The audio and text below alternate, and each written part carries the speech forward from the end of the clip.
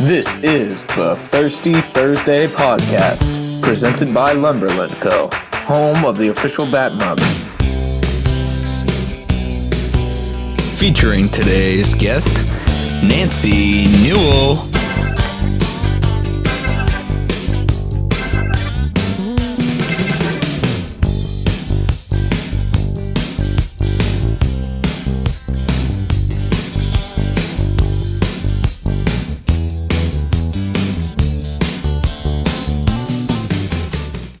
Thanks for joining us today. Hey, thank you. Yeah, absolutely. What I'd love to get into is a little bit about your background as far as you playing. Like, can you take us from, did you start out playing softball, baseball, and then take us all the way to SUNY Cortland, if you would? Alrighty, so I am from upstate New York in a small town, Glenfield, New York.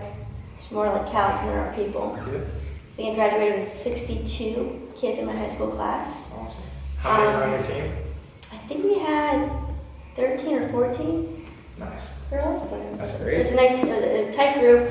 We're all still like, very much friends today. So, started playing Little League. Baseball. Little League baseball. I was basically the pitcher there. Started learning how to throw. Really enjoyed the game and what I had to offer. And I played baseball up until the point where like I had to play softball. And it was hard for me to jump from baseball and be like, oh, I have to play softball. It was just so different. And but anyway, made the jump. What age was that? I think it was 14 or 15. And why did you have to make that jump? For like, JV, varsity. Gotcha. So, made the jump. Totally fine. Love the game of softball. Basically, in the friend group you created, so we all became really good friends. Okay. And for JV, got moved up to varsity. Had a great time playing high school softball. Yep. We ended up winning it was 3 sectional championships. Made it to the Final Four, which was just a phenomenal experience. And from there, senior year, I decided to go to SUNY Cortland. So what went into that decision? A lot. Yeah. So one of the decisions that I had to make was, one, my grades weren't the greatest in high school. Okay. Had a lot of just family stuff going on, and definitely just didn't know how to study, I guess. Didn't know how to study, how to learn as well. Yep. So two, I got into SUNY Cortland through a program called EOP, or Educational Opportunity Program. Nice. So it's for kids who, one, just aren't financially stable at home, and two, may have certain hardships that kind of prevent them from their full potential, really. Yep. So got into SUNY Cortland through the EOP program, and I actually had to go to college basically the summer before. So instead of starting fall 2012, I ended up having to go that summer of 2012, and you have to end up going in there and you have to take 4 different courses, I think. Okay. But you go there, I think, from 8 until 4 or 5. But you basically have to teach yourself. So you have to teach yourself how to do math, English, write, all these different topics. Every week you have a test. So at the end of the test, you have to score above, I think it was 85. Okay. By the end of the course, I think it was 8 to 10 weeks. You have to be able to complete all 10 tests within that 10 weeks. So say you missed test number 2, Yep. week 3 would still come, you'd have to pass test number 2 and 3 on that 3rd week. Oh, wow. So it was just a lot of pressure. You definitely found out what you're made of, and you were with other people who had the same situation. So I think I really opened up to who I really was through EOP, because That's great. with EOP, a lot of the students I was with were inner city kids, so African American kids. I'm from upstate New York. Yep. I literally have never even have spoken to an African American in my life, black person. So it was a big wake up call, and then it just basically sealed that we still have the same issues, but we're so far away. So we were able to really connect on a really deep level, and we were able to help each other kind of succeed through it. And I think the success rates of everyone who graduates through the EOP program, they go on to basically finish their bachelor's and go on to like continuing education, but it's got a high percentage rate for like completing degrees as well. And I think it's because like you have such a good community behind you too. That's awesome. And everyone stays really close friends too. So Was this at SUNY? yeah, it's at SUNY. So as soon as you finish the EOP program in the summer, if you make it through, then you get accepted into Cortland. I see. So Yes. you didn't even know if you were going to be accepted. Yeah, like if I didn't make it through the EOP program, I wasn't going to be able to make it to Cortland. Wow. So you have to make it through. So you made it through. Yeah. You got into SUNY Cortland. Yeah. And then you guys have a fall season? Yep. And so how did you transition from the summer with your academic schedule that you just went through to being able to now play softball and do school? How did that work out?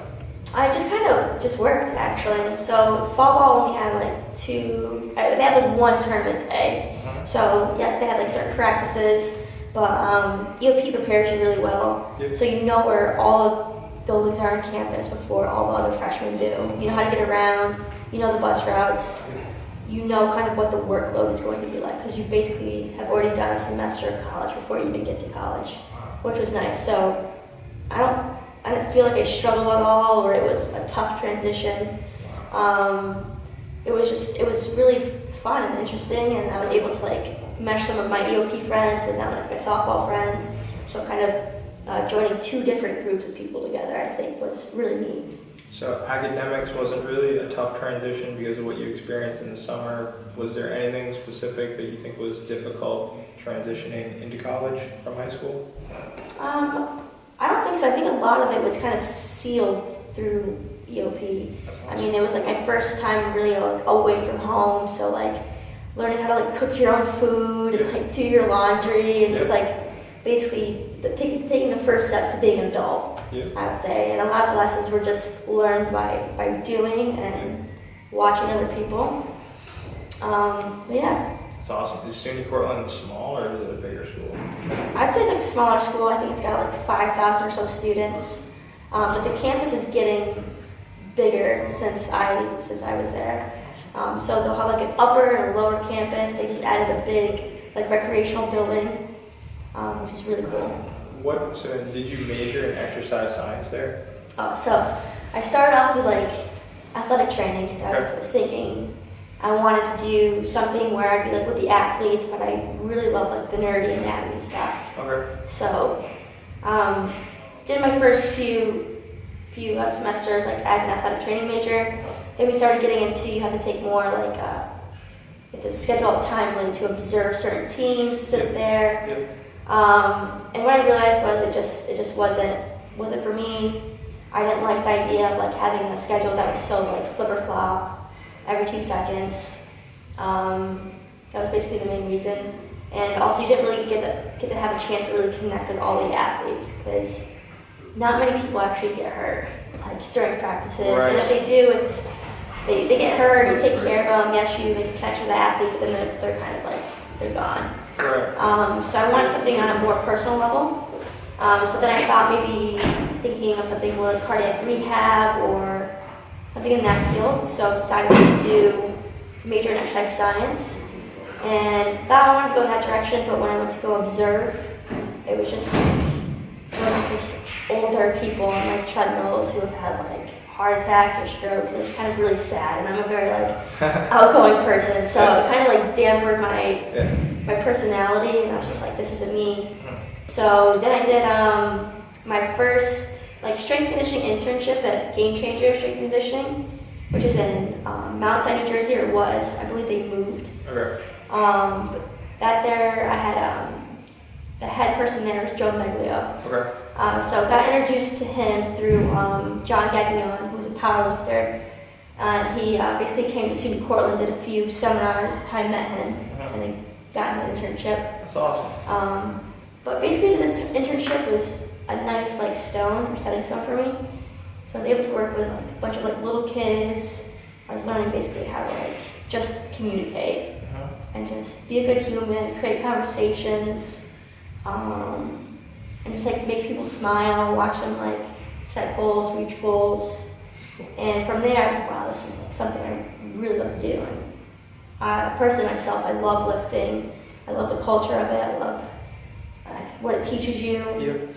So this is something I definitely want to do. Awesome. So after that, I decided to change my major to fitness development, which is more of the hands-on portion of exercise science. So changed my major, and then my senior year of college, did my internship here, and absolutely loved it for the same exact reasons. That's awesome. Yeah. Were you immersed to a strength and conditioning program at SUNY? Did the softball team have a strength program? How'd that work? So they did have a strength program.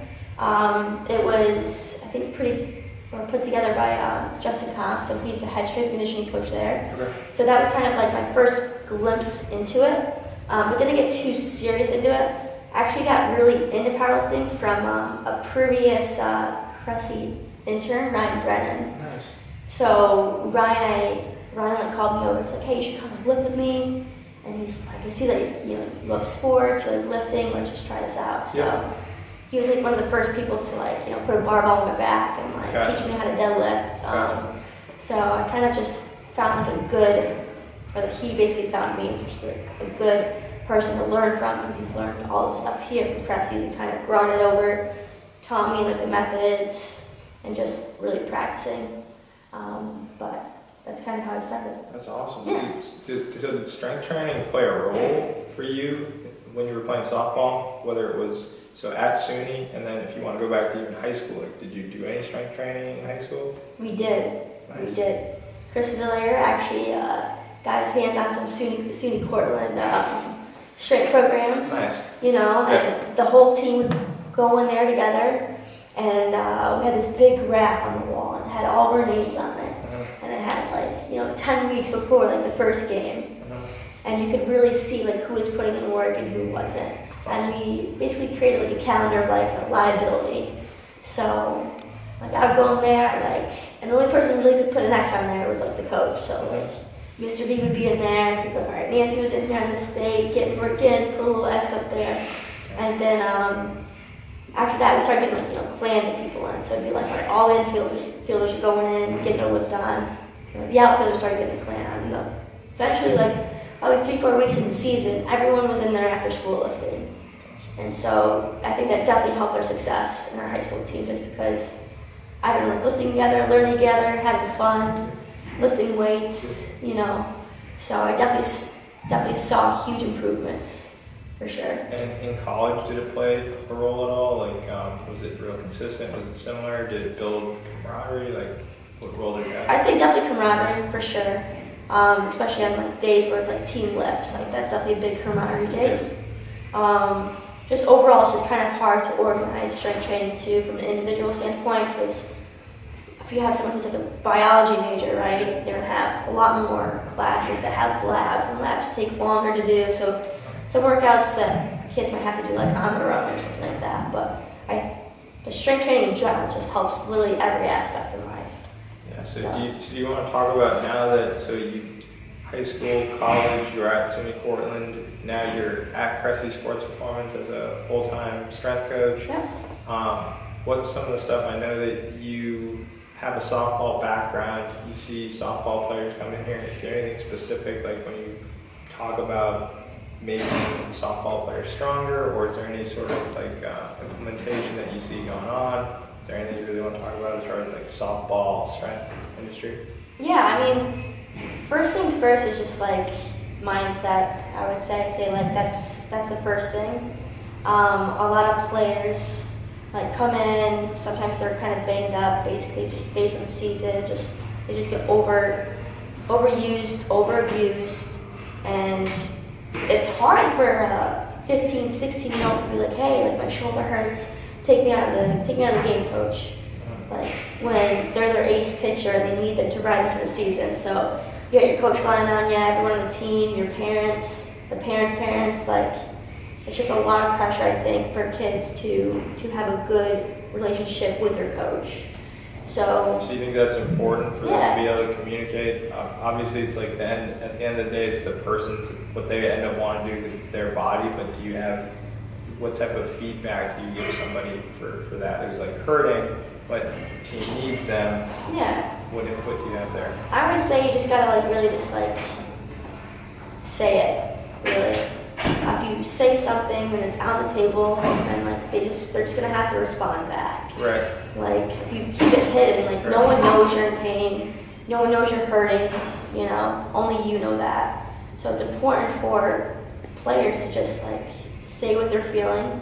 Like if they know they get tired, like around like when they're throwing like their 65th pitch or whatnot, like they just need to be able to communicate with that, because it's just not short-term implications. Like if you do this enough times, it becomes a long-term injury that's going to stop you from, you know, playing with your kids, maybe like lifting your kids up or something like that. Something in the future that you're going to want to be able to do but can't because of like you were too scared to tell someone you're in pain, or something that could have been like nipped in the bud in the beginning. So all the players, especially now that the season's coming up, like just make sure like, you know, you're telling your coach like the beginning or even like before the season starts, like, hey, like I'm more than willing to pitch for you. Right. But let's just make sure we have some backup pitchers to come in to like relieve me. Like I can't carry the workload that long, and like they shouldn't. Right. You know, they're super young. Right. They don't have control of their body. They're not strong enough yet. Right. So I'd say it's just like mental confidence in themselves, and just basically saying what needs to be said or how they're feeling. The communication is huge. Right. Like it's literally my job is like yeah. communicating. Totally. Yeah. 100%. So. What type of feedback do you, or what's the most common or the most important information that you'll give girls at that age, like 15, 16, 17, that are looking to play in college? Is there anything important that you pass on to them as they look to transition if they do have aspirations to play in college? Yeah. I mean, I always tell my girls to work hard. Like, they got to be able to put in the work to really get the results. Yeah. And that's something that I can help them with here. I can help them basically see their potential. So, just not in the game of like softball, but just in the game of life, people tend to aim too low because of this reason or that reason or this and this, versus like just go for it. Just like, you know, apply to that job that you don't think you'll get, or just like say hello to that person you want to date. Like, who cares? You know, if you get shut down, you get shut down. But people tend to undershoot themselves a lot for some reason. I don't know why. But people are capable of so much more. They just need that extra maybe push, and they need it in a smaller example. And that's what I think strength training does. Like, you think you can only deadlift 225. Like, I had a girl who had set her aspirations to deadlift 300 pounds. I was like, all right, awesome, like, we can do that. Let's build up to that. She ended up deadlifting 330 pounds. So like the fact that she was just able to like go above and beyond everything she was able, or that she thought she was capable of doing, like that there's gonna give her confidence not only in the gym, but now in life. You know, it just goes to show that you just work hard and good things happen, basically. So what do you like the most about, now that you're a full-time strength and conditioning coach or strength coach, what do you like the most about what you do? What do you like the most about your job? I like everything about my job. Yeah, I can see that, But the most is pretty hard. But I'd say just like the little connections you have with each person. I'd say the little inside jokes you have. You just know people to more of like a personal level than you ever thought you would.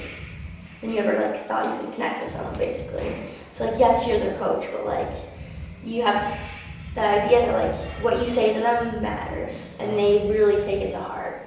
Like, for example, like I just made like mule strength bracelets, something so simple, but like handing them out to kids who, not just handing them out to people, but handing them out to people like after they've reached their goal, basically. That's really cool. So like, if they have one on their wrist, they're like, wow, like, look at this, I got this bracelet. It's an act so small, but now they put themselves on a higher pedestal now. Because they're like, all right, now I have this bracelet, now I have to work harder, not only in this, but in school, and like, just be a good human, you know? So sometimes I'm like, just like as a coach, you have control of so much, I think, and like you have control of the strength training, but like also what I do with like programming as well is like, I give them like monthly challenges. So like one challenge would be like if someone wants to basically just lose weight, like a simple one I can give them is like, all right, I want you to make sure that you're drinking like half a gallon of water each day. Even though that's not, ideal, probably like a gallon or something like that would be like super ideal, but just to get them on track. Yep. Like a monthly goal, and then also like a social goal. So like one, maybe they have to complete like 4 acts of kindness a month, write it down on paper. When they're due for a new program, they come up to me and they tell me what those acts of kindness were. Or writing handwritten thank you notes to someone who did something special for you. Or, especially for like kids, like making sure you tell your parents that you love them. Yep. Something a little like outside the training world that's gonna just help them be a better person. That's awesome. I think. So that's kind of what I love about my job, and like hearing all these little stories that they come back with. So, yeah. That's cool. It's cool. Was it tough for you, and you're fairly young, was it tough for you to transition from a player or being a part of a team to now being coach? Is that a different experience for you, or is that tough, or is that kind of simple? Or I'd say I just transfer teams. Like that's awesome. it. Like yeah, that's cool. here we're a team, and everyone has a certain role. Everyone has their certain, like I'd say, like niche or like expertise, basically. But I'd say like overall we're a team. We help each other. We pull information from each other if we need something. We go out of our ways to like make sure that everyone's taken care of. Like this is our job, but we also have like life outside of this, and life gets in the way. I know for sure that like I have 5 people back there that'll, do anything in the world to help me out, which is like a really good feeling. Yeah, that sounds like it. Yeah. That's awesome. Yeah, really appreciate your time. I think this went really, really well. Yeah, I think we just crushed it basically. Thanks so much, Nancy.